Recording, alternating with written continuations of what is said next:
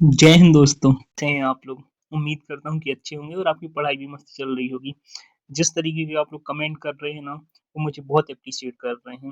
Video बनाने के लिए बहुत ज़्यादा मैं उत्साहित हो जाता हूँ, पर टाइम की कमी के कारण नहीं बना पाता हूँ। पर मेरी कोशिश यही है कि आपके एग्ज़ाम से पहले मैं जितनी भी आप लोग की रिक्वायरमेंट है, सबको फुलफ़िल करूँगा। ठीक है?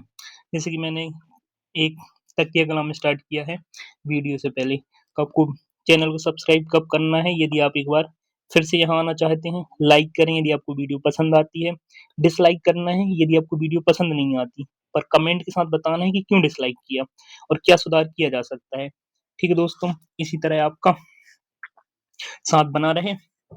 तो चलो शुरू करते हैं बिना किसी चलो ठीक है। उदयगिरि की गुफाओं में सबसे प्राचीन एवं बृहद मूर्ति शिल्प का उदाहरण है बराह अवतार। ठीक है।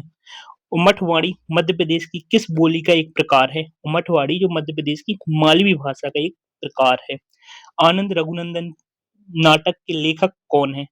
विश्वनाथ सिंह। ये क्वेश्चन अभी एक बार फिर रिपीट हो गया है, देखो फिर से रिपीट हुआ ना, असिस्टेंट प्रोफेसर 2022 में आया था। थोड़ा गला खराब है तो आवाज थोड़ी सी सही नहीं आएगी, तो ध्यान दीजिएगा।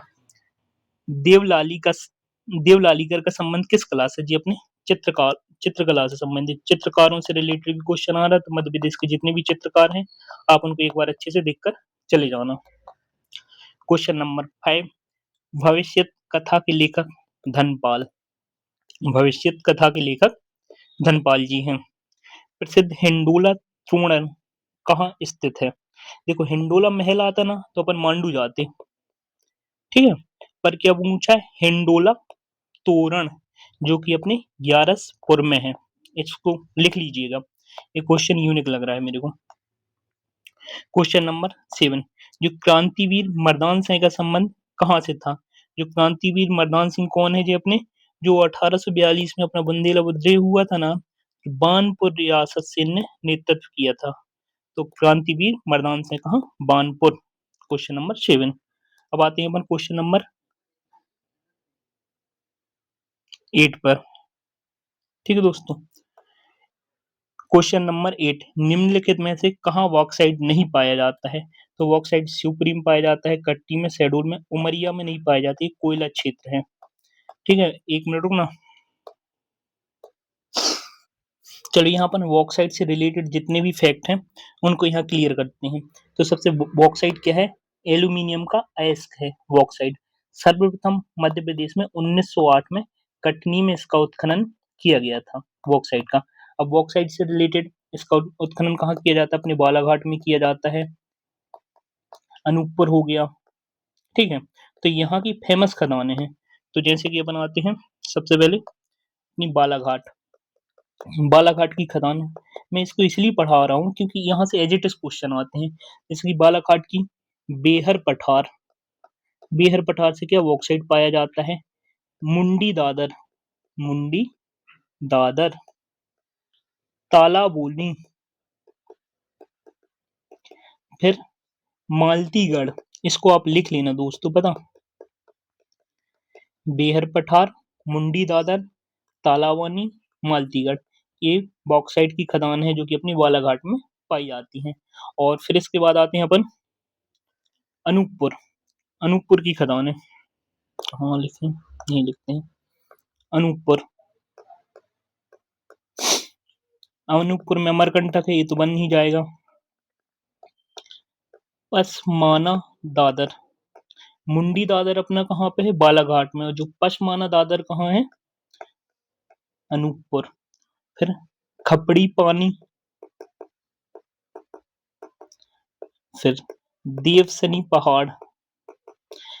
एज इट इज क्वेश्चन आ जाएगा, क्वेश्चन आ जाएगा देवसनी पहाड़ किस लिए फेमस है? तो ये बॉक्साइट के उत्पादन के लिए अनूपपुर में फेमस है।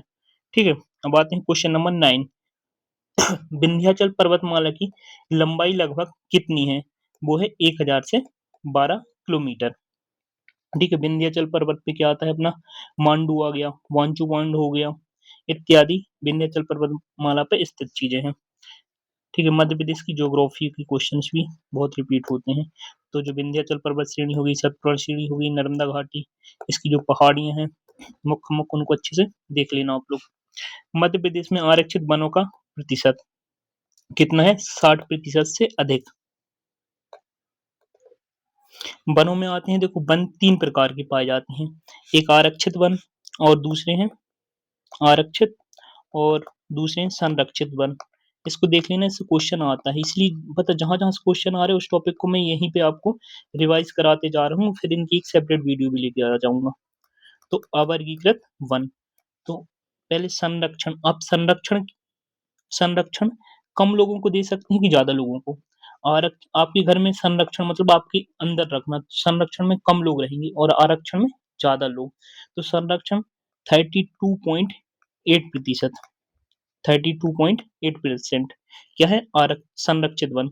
और आरक्षण में ज़्यादा लोगों को तो 65.4% अपना आरक्षण है और अवर्गीकृत 1.8। थोड़ा अच्छे से नहीं दिख रहा होगा, आप लोग लिख लेना। 65.4 क्या है? आरक्षण, 32.8 है संरक्षण और अवर्गीकृत है 1.8। तो इससे रिलेटेड एक फैक्ट और है जो कि बार-बार पूछा जाता है।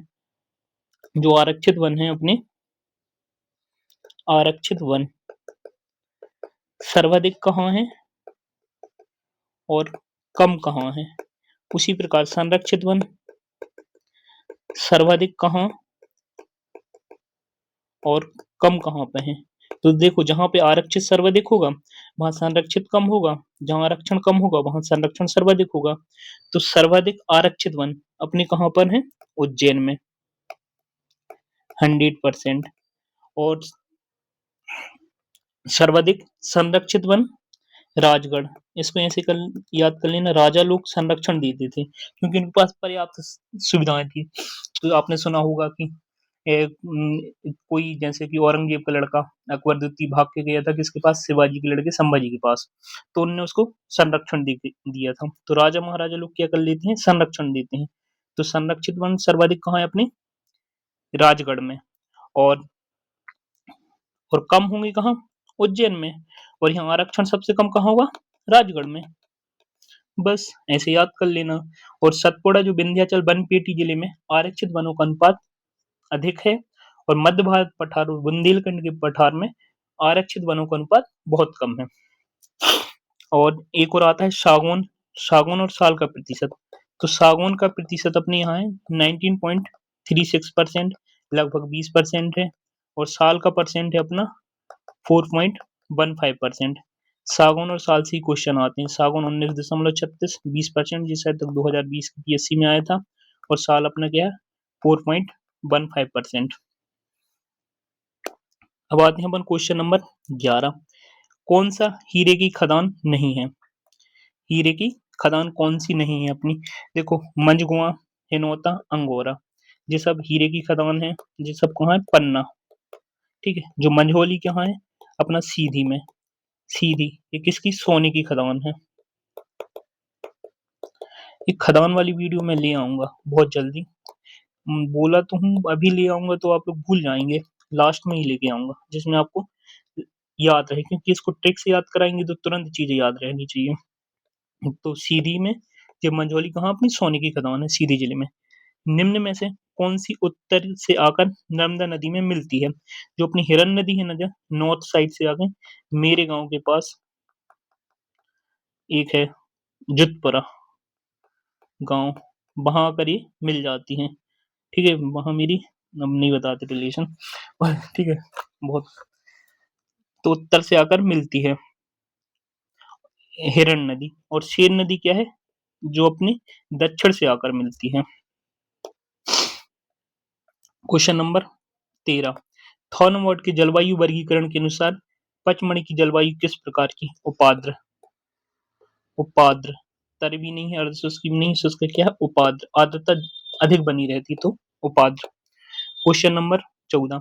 जुलाई माह में मध्य प्रदेश के किस भाग में सामान्यतः अधिक वर्षा होती है? क्या होता है? पूर्वी भाग है।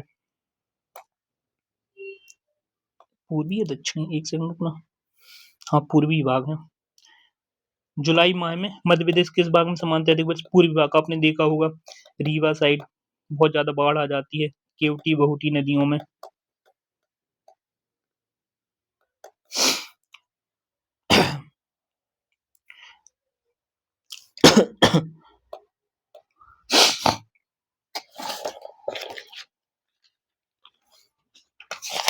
घोरबारी किस खनिज का खनन क्षेत्र है? घोरबारी जो अपना कोयला का, ये अपना कान्हन घाटी क्षेत्र में आता है। घोरबारी, हिंगन देवी ये कान्हन घाटी के पात्र हैं।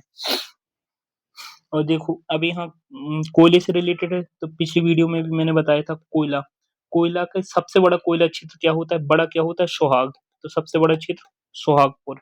सबसे मोटी परत किसकी होती है? श्रृंगार की, तो सिंगरौली। और सबसे छोटी उम्र रहती है आपकी, तो सबसे छोटा क्षेत्र उमरिया। ठीक है।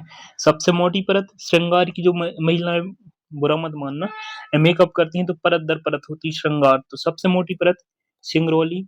और सबसे बड़ा व्यक्ति क्या होता है? सुहाग होता है, तो सबसे बड़ी सुहागपुर होती है। और उम्र का कोई भरोसा नहीं, तो बोलते कम उम्र है, तो सबसे छोटा क्षेत्र उमरिया।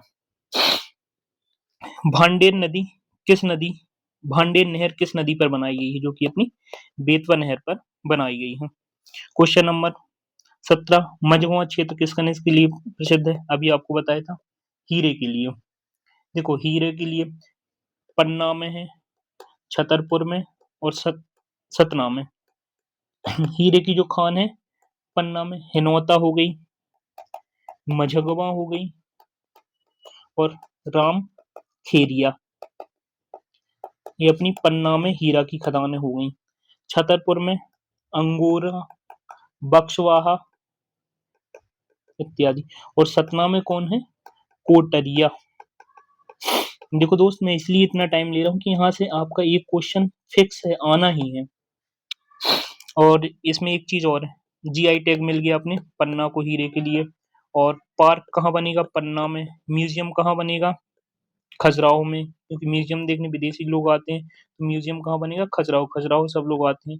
खजुराहो यूनेस्को में शामिल हुआ था 1976 में। 6 ही ना, देख लेना एक सेकंड।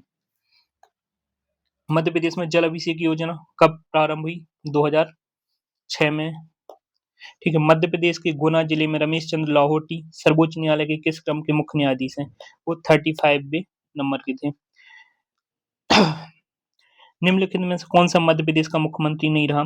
एक मैं सीरीज लाऊंगा मध्य प्रदेश के मुख्यमंत्री से रिलेटेड, उसमें एक शॉर्ट ट्रिक, आप ध्यान देना, शॉर्ट ट्रिक से इतने प्यार से याद करा दूंगा, आप बोलेंगे क्या हो। प्रकाश चंद्र शेट्टी, क्योंकि मैंने भी बहुत बहुत मेहनत की है, बोलना तो नहीं चाहिए। गोविंद नारायण सिंह, डीपी मिश्र, बीसी शुक्ला जी नहीं है। विधानसभा द्वारा मध्य प्रदेश में पंचायती राज अधिनियम कब पारित हुआ? जो हुआ था अपना 30 दिसंबर 1993 को।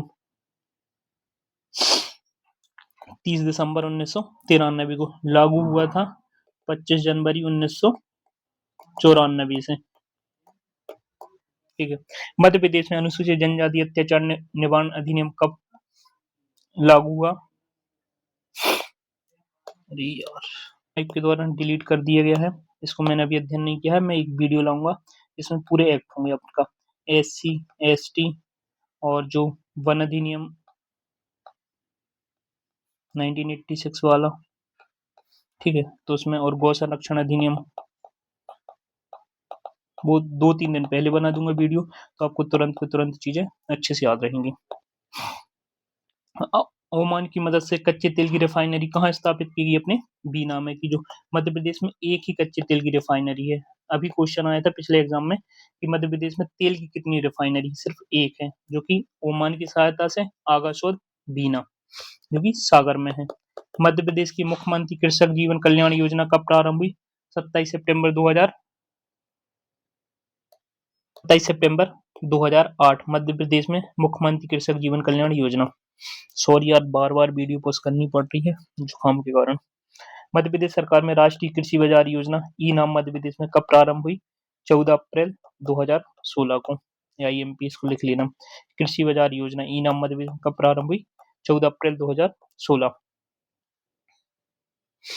अब देखो बताया ना, करंट अफेयर्स का कुछ स्टैटिक करंट अफेयर्स होगा, कुछ आपको अभी अपडेट करना पड़ेगा, और लास्ट में मैं एक करंट अफेयर्स की मैराथन वीडियो लाऊंगा, उसमें जो IMP है, जितनी भी कोचिंग्स ने पढ़ा है उनका एक सिनॉप्सिस बनाऊंगा और आपको बता दूंगा सब जगह की। खान से हो गया, महात्मा गांधी से हो गया, आकार हो गया, और जो अपनी नई नई खुली है अपनी कौन सी, कर्मा IAS शायद, तो उन सब का वीडियो देख के एक सिनॉप्सिस बनाऊँगा कि क्या आ सकता है, क्या नहीं आ सकता है, वो मैं आपको प्रोवाइड करा दूँगा। तो आप लोग को मेहनत नहीं करनी पड़ेगी, सीधा एक प्रॉपर कंटेंट मिल जाएगा। विश्व पर्यावरण दिवस 2024 की किस मुख्य विषय पर आधारित थी? भूमि बहाली, मरुस्थलीकरण, सूखा प्रतिरोध, उपरोक्त सभी। अब 25 वाला आप देख लेना। सिविल सेवा प्रोत्साहन योजना के अंतर्गत मध्य प्रदेश शासन द्वारा संघ लोक सेवा आयोग की प्रारंभिक परीक्षा उत्तीर्ण करने पर कितनी राशि दी जाती है? 40,000। ये किसमें? यूपीएससी में दी जाती है। और अपनी मध्य प्रदेश सरकार कितनी देती है? एमपीपीएससी 15,000 मिले थे, बड़ी मुश्किल से मिले थे। ठीक है, 15,000 रुपए 2019 का प्रीलिम्स के 2022 में जाके 24 में जाके पैसे मिले थे, सोच सकते हैं आप। कैम्ब्रिज डिक्शनरी, इसको अभी नया वर्ड देख लेना। मध्य प्रदेश में राज्य तीरंदाजी अकेदमी किस शहर में? जबलपुर वाले बहुत तीरंदाज टाइप के लोग होते हैं, तो मध्य प्रदेश राज्य तीरंदाजी अकेदमी कहाँ? अपने जबलपुर में है। क्वेश्चन नंबर 30, वर्ष 2024 में लोकसभा चुनाव के किस चरण में सबसे कम संसदीय सीटों पर चुनाव हुआ था? जो कि 5वें चरण में हुआ था। टोटल 7 चरणों में चुनाव हुए थे। समथिंग 65 या 66% वोटिंग हुई थी। एक मिनट रुकना। 7 चरणों में हुआ था। 19 अप्रैल से 1 जून के बीच हुआ था 2024 में। नतीजे आए थे अपने 4 जून को। मोदी जी की सरकार बनी थी। बीजेपी को मिली थी सीटें 240। एनडीए को प्रॉपर गठबंधन में 293 हो गई थी। लगभग कुछ मतदान 66% हुआ था। ठीक है, अब आते हैं सीनियर राष्ट्रीय नौकायन चैंपियनशिप 2024 में IQ फाइल इवेंट में किसने स्वर्ण पदक जीता? विद्यांशी मिश्रा। उदितय योजना किस विभाग से संबंधित है? उदितय योजना महिला एवं बाल विकास से संबंधित है। उदितय योजना महिला एवं बाल विकास विभाग से संबंधित है। तो भारत के राष्ट्रपति द्वारा पुरस्कृत भागीरथ प्रसाद त्रिपाठी जो बागी शास्त्री का जन्म मध्य प्रदेश के किस जिले में हुआ था? सागर में। बागी शास्त्री जी कहाँ से? अपने सागर से। वर्ष 2024 में खजुराहो नृत्य उत्सव का कौन सा संस्करण मनाया गया? 75वां। नहीं, सॉरी 1950, इसका 50वां संस्करण है। सॉरी शक्तिमान। मध्य प्रदेश में वर्ष 2023-24 में प्रचलित भावापन जीएसबी किस क्षेत्र का योगदान सर्वाधिक रहा? किसका? प्राथमिक क्षेत्र का। नेशनल ई गवर्नेंस योजना के तहत मिशन मोड परियोजना का संग्रह इस नाम से जाना जाता है। किस? सारांश। एक बार और क्वेश्चन आ चुका है ये 2025 के प्रीलिम्स में आया था, इसको गलत करके आया था मैं। सारांश। नेशनल ई गवर्नेंस योजना के तहत मिशन मोड परियोजना का संग्रह किस नाम से जाना जाता है? सारांश।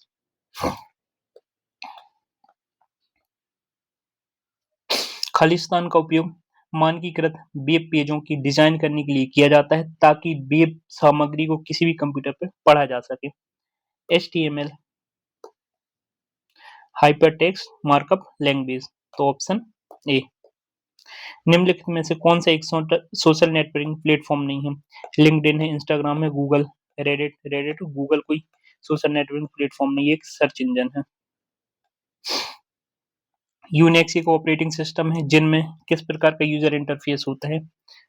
क्या होता है यूनिक्स में? कमांड आधारित इंटरफेस होता है। असिस्टेंट प्रोफेसर 2024 में। IMPS विभिन्न ई-कॉमर्स लेनदेन के लिए व्यापक रूप से उपयोग में की जाने वाली डिजिटल भुगतान पद्धति है।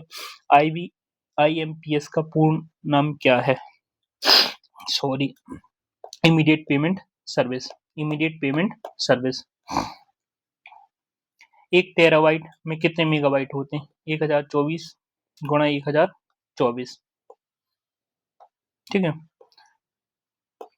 क्वेश्चन नंबर 42, निम्नलिखित में से किसका उपयोग उच्च स्तरीय भाषा के रूप में परिवर्तित करने के लिए किया जाता है? जिस मशीन को कंपाइलर है।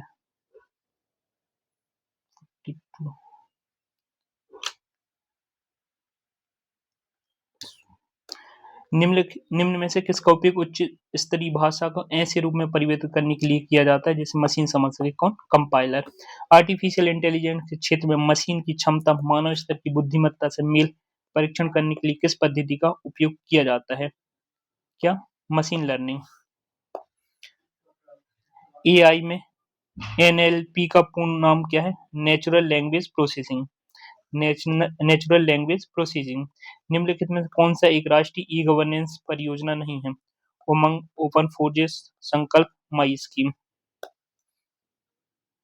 सॉरी, संकल्प नहीं, सॉरी, संकल्प नहीं है। 43 का भी गलत हो गया, सॉरी।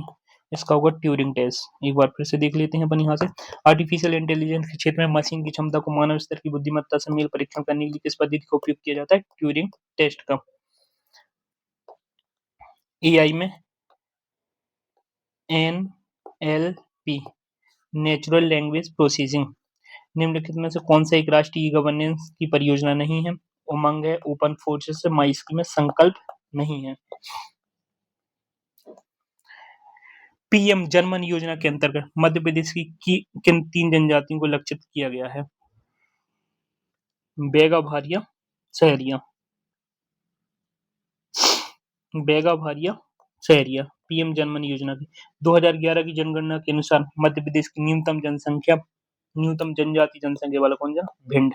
भिंड में एक भी जनजाति नहीं पाई जाती है। जो धनबाऊ गीत का संबंध किस संस्कार से? धनबाऊ गीत, अपने यहाँ जन्म होता है ना कि धन आ गया, लड़की को लक्ष्मी मानते हैं कुछ लोग नहीं मानते हैं, पर धनबाऊ गीत मतलब लक्ष्मी जी, लड़की का जन्म हुआ तो धनबाऊ गीत होता है, ठीक है। धनबाऊ गीत जन्म संस्कार। मध्य प्रदेश की किस जनजाति द्वारा मेघनाथ खम्ब स्थापित किया जाता है? कोरकू जनजाति के द्वारा। मध्य प्रदेश का कौन सा काष्ठ खिलौना उद्योग के लिए प्रसिद्ध है? बुनी। सॉरी दोस्तों, आज थोड़ा सा वीडियो बनाने में प्रॉब्लम गई, नेक्स्ट वीडियो में ध्यान रखूंगा, कोई गलती नहीं होगी। मिलते हैं नेक्स्ट वीडियो में, तब तक के लिए स्टे मोटिवेटेड, स्टे फोकस, लगे रहो, बिल्कुल इस बार निकालना ही एग्जाम चाहे कुछ हो जाए। ठीक है दोस्तों, बाय बाय।